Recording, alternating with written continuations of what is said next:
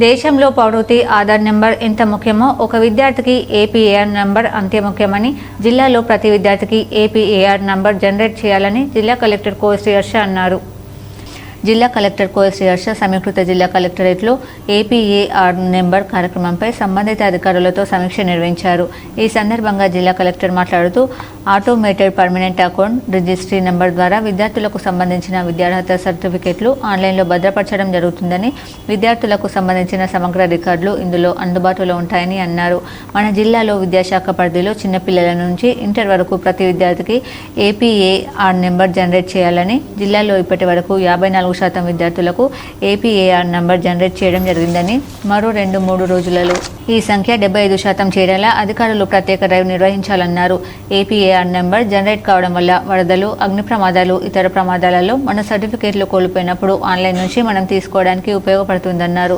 ఈ సమావేశంలో జిల్లా విద్యాశాఖ అధికారి డి మాధవి, సంబంధిత అధికారులు తదితరులు పాల్గొన్నారు.